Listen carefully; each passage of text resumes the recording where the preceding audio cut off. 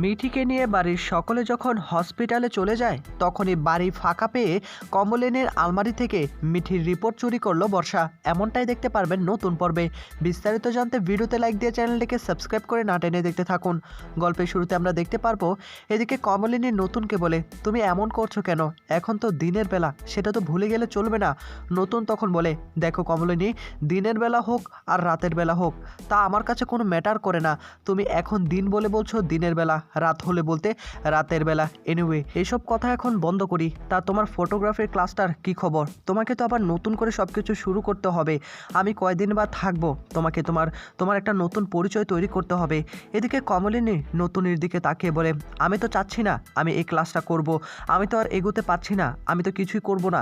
তখনই আবার কমলিনীর দিকে তাকিয়ে নতুন বলে ওঠে, কেন এটা বলছো? তুমি তো খুব ভালো ফটোগ্রাফির ক্লাস করতে, তুমি ইভেন পুরস্কার পেয়েছো।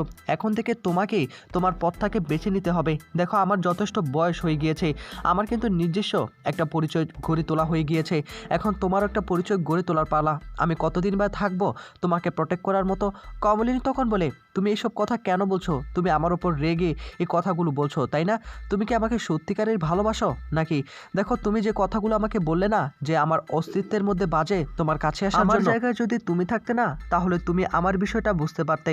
তখন আবার নতুন বলে, আমি ঠিকই বুঝতে পারছি, এতদিন আমি অপেক্ষা করেছি, আর অপেক্ষা করতে পারবো না? কেন পারবো না? অবশ্যই পারবো। দেখো কমলিনী, আমি তোমাকে মন প্রাণ দিয়ে ভালোবাসি, কিন্তু মনের চেয়েও বড় কিন্তু আমার শরীরটা রয়েছে। এটা কিন্তু আমার ভুলে গেলে চলবে না। তুমি কেন বুঝতে পারছো না? দিনের পর দিন আমি কোমার মধ্যে চলে যাচ্ছি, তুমি আমাকে এতটা দূরে ঠেলে দিচ্ছ, কিন্তু সেটা কেন করছো সেটা এখনও আমি ভালো করে বুঝতে পারিনি। দেখো তোমাকে প্রথম দিন দেখার পর থেকে আজ পর্যন্ত আমি অন্য কোনো মেয়ের দিকে তাকাইও নি। কমলিনী নতুনের দিকে তাকিয়ে বলে, তুমি প্লিজ আমার উপর এভাবে রাগ করে থেকো না। আমিও তো চাই কিন্তু পারি না, কি করব বলো তো? নতুন তখন বলে, সব কিছু চাইলে তো আর পারা যায় না, মন দিয়ে চাইতে হয়। আমি সেদিনের অপেক্ষা করব, তুমি চিন্তা করো না। দেখো কমলিনীর সব কিছুরই একটা সীমা আছে, সেই সীমা কিন্তু অতিক্রম করে গেলে আর কোনো মজা থাকে না। তুমি খুব ভালো করে বুঝতে পারছো আমি কোন বিষয় নিয়ে কথা বলছি। আমার দিনের পর দিন তোমাকে ঘিরেই চলছিল ভালোবাসা, কিন্তু সেই ভালোবাসার পূর্ণতা তুমি এখনও দিতে জানোনি। তুমি আমাকে ভালোবাসোই না, সেটা আমি খুব ভালো করে বুঝতে পারি, কিন্তু তবুও আমি তোমাকে ভালোবাসি। আমি তোমাকে মন প্রাণ দিয়ে ভালোবাসি, সেটা আমি তোমাকে কোনোভাবেই বোঝাতে পারছি না। কাছে না আসলে তো আর ভালো করে বোঝাতে পারবো না। যাই হোক, এসব বিষয় নিয়ে আমি তোমার সঙ্গে আর কোনো কথা বলতে চাই না। অন্যদিকে মিঠি এবং কৃষাণু দুজনে কথা বলছিল। মিঠি তখন কৃষাণুকে বলে, তুমি তো জানোই আমার একটা অ্যাফায়ার ছিল, অতীত সম্পর্কে নিশ্চয়ই তুমি সবটা জানো, আমি তো তোমাকে বলেছিলাম। কৃষাণু তখন বলে, হ্যাঁ মিঠি, তুমি তো আমাকে সবটাই বলেছিলে, তোমার একটা অ্যাফায়ার ছিল, এখন সেটা নিয়ে কেন কথা হচ্ছে? তখনই মিঠি বলে, দেখো কৃষাণু, আমি সবটাই স্বীকার করে নিচ্ছি যে অ্যাফায়ার ছিল, কিন্তু এর মধ্যেও কিন্তু অনেক লোকে অনেক কথা বলবে, তাই তুমি কিন্তু ওদের কোনো কথাই শুনবে না। এদিকে তখন এবার কৃষাণু মিঠির দিকে তাকিয়ে বলে, আমি কারো কোনো কথাই শুনবো না। তোমাকে আমি একটা কথা ইনশিওর করতে চাই, যদি কেউ তৃতীয় পক্ষ হয়ে তোমার আবার আমার মাঝখানে আসার চেষ্টা করে, যদি তোমার অ্যাফায়ার নিয়ে কোনো কথা বলার চেষ্টা করে, আমি তাকে ছেড়ে দিব, উল্টা কথা শুনিয়ে দিব। তুমি এটা নিয়ে কোনো চিন্তা করো না। আমার কাছে একটা জিনিস ভালো লাগলো যে তুমি অতীত সম্পর্কে সব কিছু আমাকে খুলে বলেছিলে, তাই আমি কোনোভাবেই এসব কিছু সহ্য করব না। মানুষের অতীত থাকতেই পারে, কে কী বললো না বললো তা ধরে আমি বসে থাকবো? তোমার কি আমাকে দেখে এটাই মনে হয়? তুমি তো আমার সঙ্গে এতদিন ছিলে, তোমাকে দেখে কি মনে হয় আমাকে দেখে? এদিকে কৃষাণুর দিকে তাকে তখন মিঠি বলে, না তবু আমি বলছিলাম আর কি, এখন তোমাকে হয়তো বা কেউ কোনো কিছু বলতে পারবে না, তোমার লোক নেই, কিন্তু আমার পিছনে কিন্তু অনেক লোক লেগে রয়েছে, সেটা ভালো করে বুঝতে পারছো। তখনই কৃষাণু বলে, সে প্রোটেক্ট করার দায়িত্ব আমার, তুমি ভয় পাচ্ছ কেন? তুমি কি কোনোভাবে অন্য কিছু নিয়ে ভয় পাচ্ছ নাকি? মিঠি তখন বলে, না কৃষাণু, আমি ভয় পাচ্ছি না, আমি জাস্ট কথাগুলো বলছি। কৃষাণু তখন বলে, তোমার চোখ মুখ হাবভাব দেখে তো এটা মনে হচ্ছে না, আমার তো মনে হচ্ছে তুমি অন্য কিছু নিয়ে বেশি চিন্তা করছো, তাই না? অন্যদিকে কমলিনী নতুনকে বোঝানোর চেষ্টা করে, দেখো আমার বড় বড় ছেলে মেয়ে রয়েছে, তাদের কথাও তো আমাকে চিন্তা করতে হয়, তাদের কথা চিন্তা করতে করতে আমার বুঝি বয়সটাই শেষ হয়ে গেল, আর তার মধ্যে আমি এসব কিছু করতে পারছি না। আমার মনের মধ্যে আমি কোনোভাবেই মনোবল পাচ্ছি না। যখনই আমি কাছে আসব তখনই আমার মনটা কেমন জানি ছটফট করে, বাধাগ্রস্ত হয়। নতুন তখন বলে, হ্যাঁ সেটা তো আমি খুব ভালো করে বুঝতে পারি, কিন্তু তুমি তোমার দিকটা বিবেচনা করলে হবে না, আমার দিকটাও বিবেচনা করতে হবে।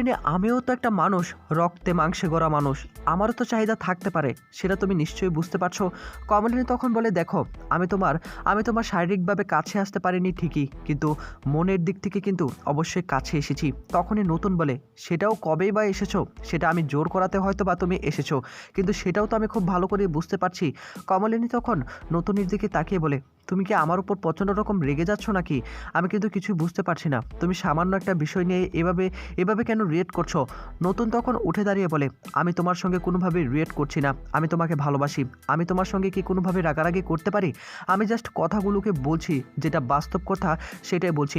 আমার জায়গায় অন্য কেউ থাকলে এই কথাগুলো হয়তো বা বলতো না, কিন্তু আমি যে তোমাকে মন থেকে ভালোবাসি, সেজন্য আমি তোমার জন্য অপেক্ষায় থাকবো।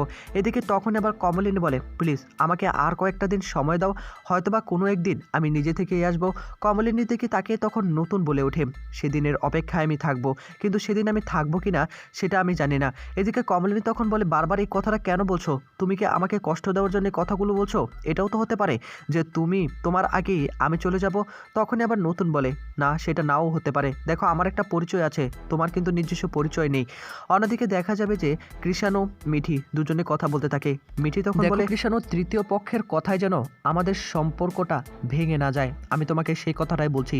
কৃষাণু তখন বলে, আমারও ঠিক একই কথা, তুমি আবার আমাদের তৃতীয় পক্ষের কোনো কথা শুনে সম্পর্কটাকে ভেঙে ফেলো না।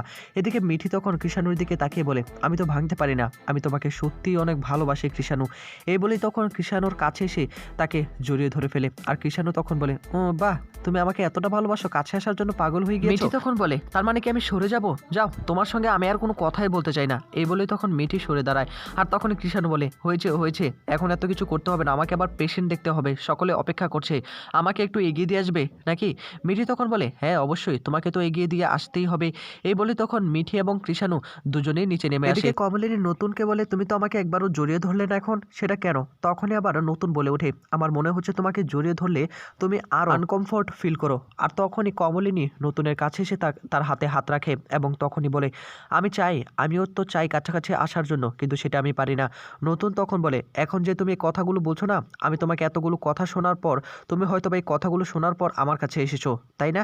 কিন্তু এটা বাস্তব, তোমাকে আরও সময় নিতে হবে, সময় নিয়ে মনের জোর বাড়াতে হবে, এছাড়া আর কিছু করা যাবে না। চাটা ঠান্ডা হয়ে যাচ্ছে, আমি চা খেয়ে একটু নিচে যাচ্ছি, নিচে যেতে হবে, মিঠিকে নিয়ে হসপিটালে যেতে হবে, ডক্টরের সঙ্গে কনসাল্ট করতে হবে, আমি বরং গিয়ে দরজাটা খুলে দিয়ে আসি। এই বলেই তখন নতুন দরজাটা খুলে দেয়। আর কমলিনী দাঁড়িয়ে থাকে। কমলিনী দাঁড়িয়ে দাঁড়িয়ে কষ্ট পেতে থাকে, তার দ্বারা কোনো ক্ষতি হবে না তো নতুন শুধু শুধু কষ্ট পাচ্ছে। এদিকে কিছুক্ষণ পর সকলেই বেরিয়ে পড়ার উদ্দেশ্যে রওনা হয়। তখনই বর্ষা বলে, মামুনি কোথায় যাচ্ছ? তখনই কমলিনী বলে, মিঠিকে নিয়ে হসপিটালে যাচ্ছি। তখন এবার বর্ষা বলে, ও মা, আমি জানি না বাড়িতে আমি থাকি, আমাকে তো বলতে পারতে। তখনই কমলিনী বলে, আমি তো তোমাকে বলেছি, তুমি কি শোনোনি? কুর্চিও সেখানে চলে আসে। আর বর্ষা বলে, বাবা, পিসিমণি শ্বশুর বাড়ি থেকে চলে আসলো, খবর পেলো, আমি ভালো করে খবরই পেলাম না। মামুনি হয়তোবা বলেছ, আমি হয়তোবা শুনতে পাইনি। মিঠি তখন বলে, শোনো, আমরা তো আর কোথাও বেড়াতে যাচ্ছি না, জাস্ট হসপিটালে যাচ্ছি। এতে করে তোমার যদি যাওয়ার ইচ্ছে থাকে তুমি যেতে পারো, তাতে আমাদের কোনো আপত্তি নেই। তবে জনে জনে যে বলতে হবে তার কি মানে হয়েছে? আজকে তো আমার অপারেশনটা হবে না, আজকে জাস্ট আমাকে চেক আপ করবে, কালকে অপারেশন। আর এর মধ্যে তো আমরা আর হই হুল্লোড় করতে যাচ্ছি না, তাই শুধু শুধু কথা বলে এখানে আর কোনো লাভ নেই। এদিকে তখনই আবার বুবলাই বলে ওঠে, আচ্ছা তুমি থাকো না, তোমাকে যেতে হবে কেন? আমি তো যাচ্ছি, তাই না? আমি ওইখান থেকে অফিস চলে যাব, তোমাকে আর শুধু শুধু কষ্ট করে যেতে হবে না। বাড়িতে ঠাম্মিরা রয়েছে, তাদের তো দেখাশোনা করতে হবে। বুবলাইয়ের কথা শুনে তখনই বর্ষা বলে, না সেটাই, আমি বাড়িতে থাকি, কোনো সমস্যা নেই। কিছুক্ষণ পরই সেখানে আবার চলে আসে মিঠিল আর বাবিল। দুজনকে দেখে তখন আবার প্রশ্ন করে, ওমা, মিঠিলও যাবে নাকি? মিঠিল তখন বলে, হ্যাঁ আমি তো যাবই, সেখান থেকে আমি আমার চাকরিতে জয়েন করে যাব, সেখান থেকে আমি অফিসে চলে যাব। এদিকে তখন এবার নতুন বলে ওঠে, মিঠিল না গেলে কি করে হয়? মিঠিল অনেক আগে থেকেই তো বললো ও একজন সাইকোয়ার্টিস্ট, ওকে তো যেতেই হবে। ও ওইখান থেকে ওর চেম্বারে চলে যাবে, আর মিঠির সঙ্গে একটু দেখা সাক্ষাৎও হবে, মিঠির ভালো লাগবে, সেটাই তো। আর তোমার যদি এতই যাওয়ার ইচ্ছা থাকে তখন যেতে পারো, কোনো সমস্যা নেই।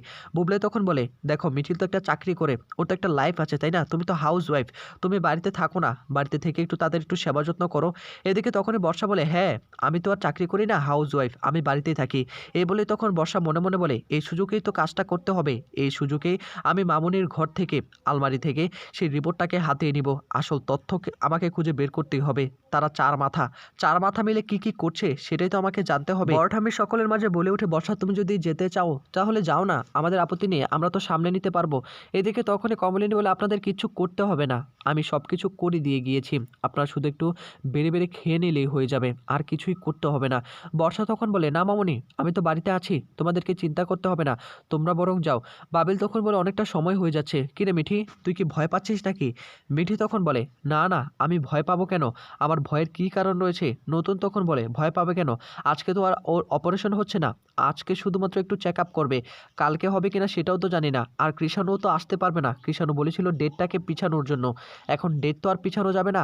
ঠাম্মি তখন বলে, না না, ডেট কোনোভাবেই পিছানো যাবে না, যত তাড়াতাড়ি সম্ভব অপারেশনটা হয়ে যাক, ততই তাড়াতাড়ি ভালো, ও না হয় পরে এসে দেখে যাবে, এখন মিঠির একটু একটু খেয়াল রাখতে হবে আর কি, এখন মিঠির যদি অপারেশনটা তাড়াতাড়ি হয়ে যায় তাহলেই ভালো হয়ে যাবে। এদিকে বর্ষা বদমতলব করতে থাকে, কখন তারা বাড়ি থেকে যাবে, আর বাড়ি থেকে গেলেই কমলিনের আলমারি থেকে মিঠির রিপোর্টগুলো বের করে দেখবে যদি থাকে, আর যদি নিয়ে যায় তাহলে তো কোনো করার